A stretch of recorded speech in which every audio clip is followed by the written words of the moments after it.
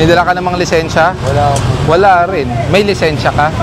Wala ka talagang lisensya. Ihanap kayo ng ibang lugar. Wag po dito dahil kayo po nagkokos ng illegal parking, ha? Bakit po kasi andyan? May pwesto naman kayo sa loob. Hi everyone! May mga kababayan tayo na upang mapalaki ang kanilang tindahan ay sinasakop na ang mismong bangketa. Sa video na ito ay tingnan natin ang mahinahon at maayos na pagsasaayos ni Sir Gabriel Go at ng MMDA sa mga illegal vendor na sinakop na ang bangketa. Panoorin natin ang video na ito. Good morning! So almost 9:30 po, no? Ngayong umaga. So narito po tayo ulit sa C5. This is a service road. C5 service road. So lagi natin sinasabi ang service road, hindi po ito pinaparadahan. It serves as an alternate channel para po sa dinadaanan pag napupuno po or nabubulunan po yung major road, no, dito po sa C5. So dapat po ito walang mga nakaparada, wala po mga obstruction sa bangketa. May isang ginang ang nagtitinda sa bangketa na nagiging sanhi upang tumigil ang mga sasakyan at bumili sa kanya. Pero nagpaliwanag si Sir Gabriel Go sa ginang at pinaalis siya sa maayos na paraan. Bawal po kayo dyan. Nabigyan po ba? Sino pong pumayag sa inyo dyan? Kasi nag-release nila ako dito. Opo, pero kasi dahil may tindahan po dyan, nagkakaroon ng illegal parking dito. Tatanggalin po namin yung payong, ha? Pero yung paninda nyo, iiwan po namin lahat yan. Huwag po kayong mag-alala. Pwede nyo pong tanggalin yung mga nakasabit na paninda. Pero kukunin po namin yung payong, mga trapal, ha? Saka yung tungtungan nyo po. Kumanap po kayo ng pwesto mas maayos, wag po dito. Kunin nyo yung payong, yung tungtungan. Pero yung mga ano niya, iwan nyo na.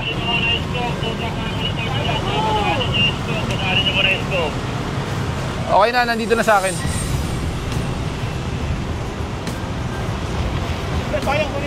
Pwede nyo pong ibaba po yung ano, yan, yung cooler nyo. Sige, yung pushcart, iwan nyo na muna yung pushcart para maitulak niya. Nay, hanap kayo ng ibang lugar. Wag po dito dahil kayo po nagkokos ng illegal parking, ha?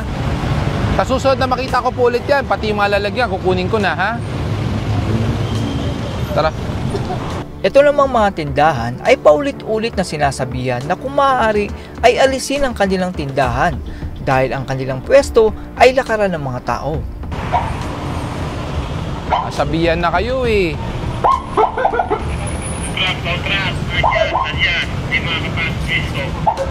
Pugutin nyo na yan.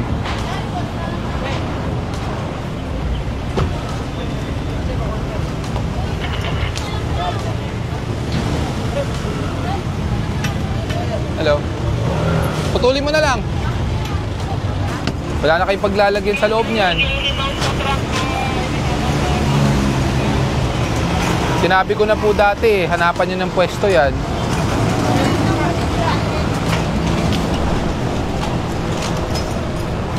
Ito namang isang ginang ay ginawa ng tambakan ng bote ang harap ng kanyang tindahan.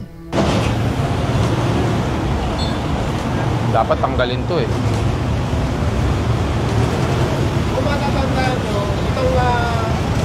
Kanino po to?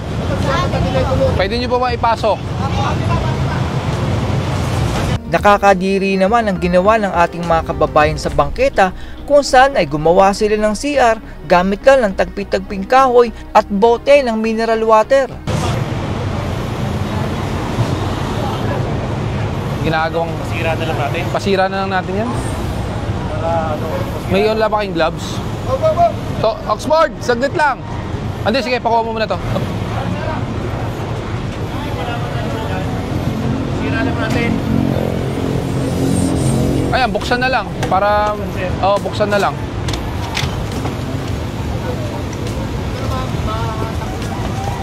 Wala na ba sa truck yung mga gloves? Wala na? O, bilhin ng bago ulit.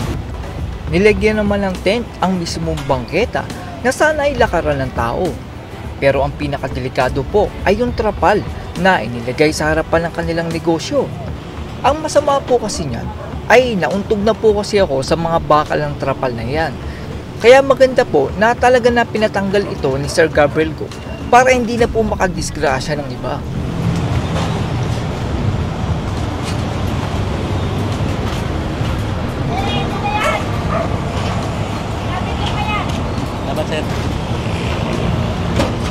Ang rider po naman na ito ay wala na nga tsinelas at helmet pero ganun din ang kanyang angkas. Sir, pasensya na, namalengke lang. Pero kailangan pa rin ng helmet dahil pang-publikong kalsada po ito. Naka-tsinelas din po kayo. Pasensya na po. May lisensya po ay dala? Pera po na lang ng lisensya. Ako naman po, mihingi lang po. Ano pa? Pagayon. Nat, parahin mo yan. Parahin mo yan sa likod. Pakipara po. Wala po kayong helmet. Mihingi naman pasensya, sir. Opo, pasensya na rin po, ha? Kasi wala po kayong helmet. Kaya nga humingi ko minsan pasensya, sir. Sir, may batas tayong sinusunod na kailangan mag-helmet. Dalawa po kayo. Baka, tatanungin ko po, rehistrado po ba to? O RCR? O, sige po. Saban. Ang ano mo, wala siyang helmet. Nakatsinelas. O, pati yung angkas. Ito naman pong karinderya ay naglagay ng trapal at ang sumusuporta sa trapal na ito ay mga bakal na pwedeng maka-aksidente. Dito lang kayo? Huwag na kayo mag-i-extend dito. Kasi po, pag may naglakad, pwede po mauntog. Ayan, o, tulad po dyan. Tanggalin po namin yung ano pang tukod. Tapos kung gusto nyo, i-roll nyo na lang. I-roll nyo na po yan. Yung pantukod na lang ang kunin mo para hindi na may balik. Opo, yung pantukod. Opo, kunin po namin para hindi na may balik, ha? May isa namang ginang na ang kanyang lutuan ng paninda ay ang mismong bangketa. Op. Bakit po kasi andyan? May pwesto naman kayo sa loob. Ha? Ano po? Ang problema po, bangketa po to. Kailangan nyo pong ipasok po yan sa loob. O sige po, i-ano natin para may pasok. Hindi, makukumpiska po yan. Yan, sa inyo rin po o hindi? Wala may-ari, kunin nyo na.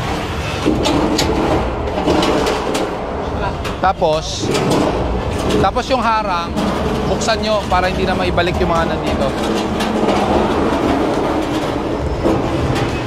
Yung nasa kabila nga, pagsabihan nyo rin yan. Yung nasa kabila, pagsabihan nyo rin.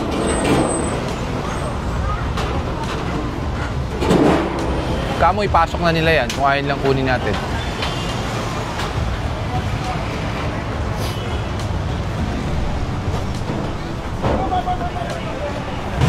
Isang binatilyo naman ang nagdadrive ng motor upang ihatid ang pamangkin pero wala siyang lisensya at helmet.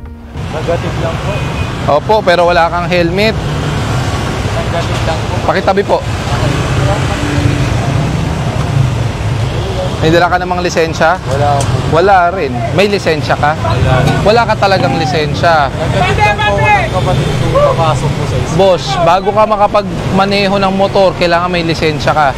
Uulitin ko, wala ka talagang lisensya. Negative lang po talaga. Pasensya na. Opo, pero wala ka talagang lisensya. Hindi mo na iwan. Wala po talaga. Naku po, bakit ka nagmaneho ng motor? Negative lang po. Wala po kasi talaga maghahalo. Pasensya ka na boss, pero may impound po to. Driving without license ka. Bawal po yun. Pasensya na po. Ilang taong ka na ba? Oo, ba't di ka pa kumuha ng lisensya? Wala po po. Naghahatid lang po kasi talaga. Kailangan mo ng lisensya. May ORCR to? Meron po. Maghahatid lang po kasi ako. Pagayon, nasaan ka? Ikaw na.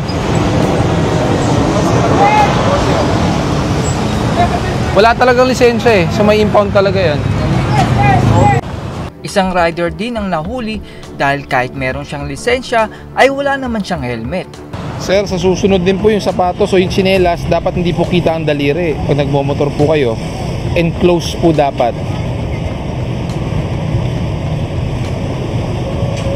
Ayun, hindi ba lisensya yan?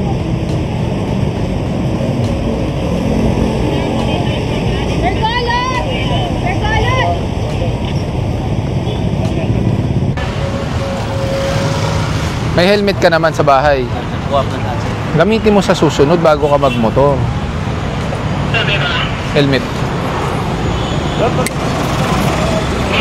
Itong van naman na ito ay nakapark sa mismong gitna ng kalsada kahit hindi naman umaandar ang makina. May ban dyan. Hindi ko alam, pang ilang lane na yan? 1, 2, third lane. Good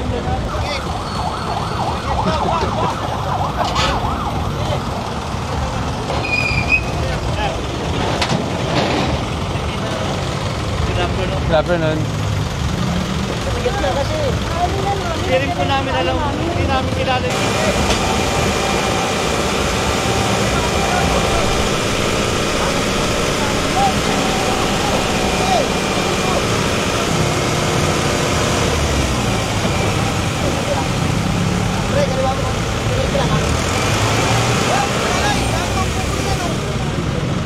Bilis to na.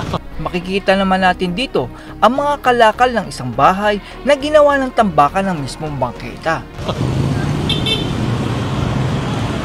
Ano po ba to? Sa inyo po ba to? Sa inyo po? Pasok nyo na kaysa makuha. Ano po ba yan?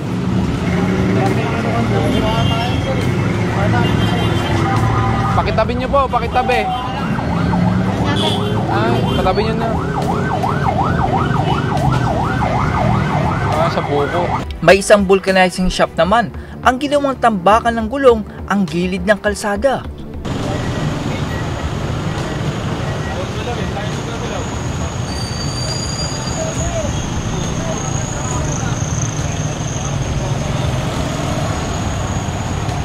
Ito namang upuan ng ating kababayan ay kinadena pa sa bangketa para hindi kunin ng iba.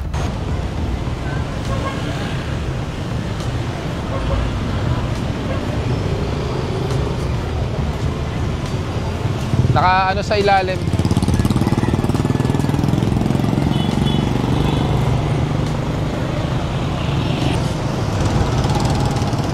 Ay, hugot. Nakaharang naman itong tarpaulin na tila nagiging pamunas ng ulo ng mga dumadaan. Ano yung ano? Tarpaulin. Para walang nakalawit.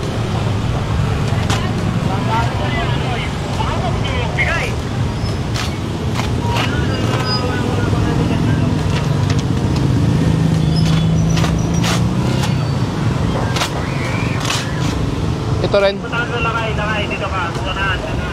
Ito namang tindahan ay ginawang extension ng kalsada gamit ng trapal. Tanggalin na lang muna namin, sir. Tanggalin lang muna namin. Yung kabila, tinanggal namin eh. Marereklamo po tayo niyan para patas po kayo. Baka sabihin bakit sila tinanggal lang kayo. Yung bakal, sir. Kinuha rin po namin.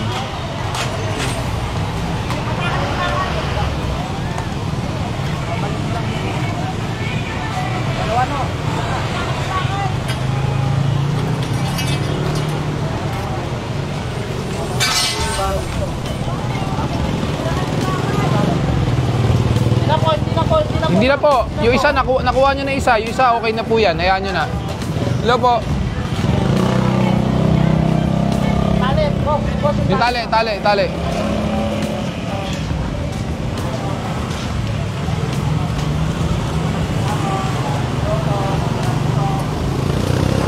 May vulcanizing shop naman na ang kanilang pagawaan ay sa mismong lakaran ng tao.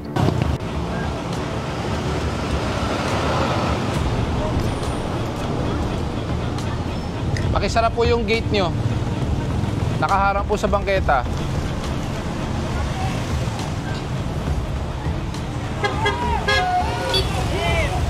Itong tindahan naman ay naka-extend ang trapal sa bangketa na nakaharang sa sidewalk.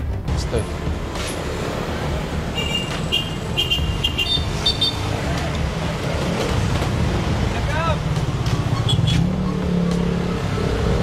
Paulit-ulit namang sinabihan itong bike shop na huwag ilagay ang kanilang paninda sa bangketa pero ibinabalik pa din nila ito pag wala na ang nanguhuli.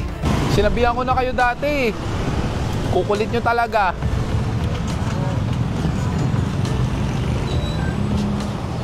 Itasan nyo kaya ng isa. Nakakadeen eh. Para meron kayong pirmahan sa opisina, nakasunduan. Kasi napagsabihan na po kayo dati, di ba? Pinatanggal ko nga po ito nakasabit eh. Pakitanggal nyo na po yan. Sa impounding nyo na lang i-claim.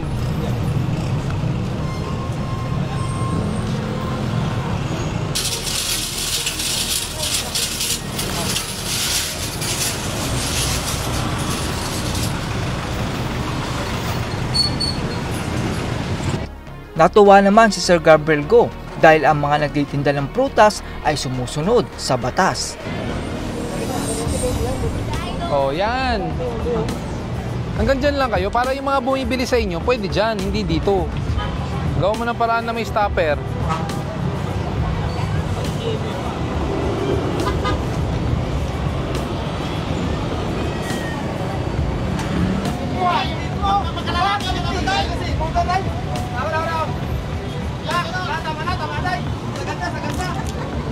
Okay na yan. Hanapan nyo na ng pangkalso. Grabe naman itong karinderya dahil sila ay extended hanggang doon mismo sa kalsada. Kuya, lagpas-lagpas po kayo.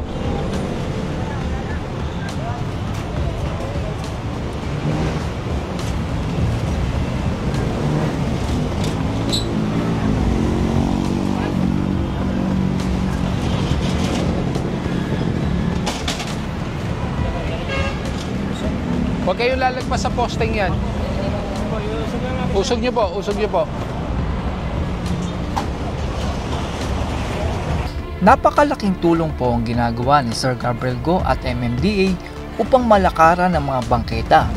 Kung wala po si Sir Gabriel Go at MMDA ay dadami ang nagtitinda sa bangketa at hindi na madaraanan ang kalsada. Mag-uumpisa po kasi yan sa iisa lamang, tapos susundan ng isa pa hanggang sa dumami na ang nagtitinda. Hindi naman po masama maghanap buhay, pero dapat po ay ilagay natin ito sa tamang lugar kung saan ay hindi nakakasagabal sa lakaran ng tao. Nagiging sanhi din po kasi ng traffic ang mga tindahan na nakapwesto ang mga trapal sa kalsada at bangketa. Sa halip kasi na mabilis na makakadaan ang mga sasakyan, ay kailangan nilang tumigil para ilagan ng mga tent at paninda upang hindi nila iyon tamaan. Ang ginagawang ito ni Sir Gabriel Go ay upang maipaalam sa mga Pilipino na ang sidewalk at kalsada ay daanan para sa lahat at hindi pwesto ng inyong negosyo. That's all everyone. Salamat sa inyong panonood. This is Jack and you're watching Biker Drone.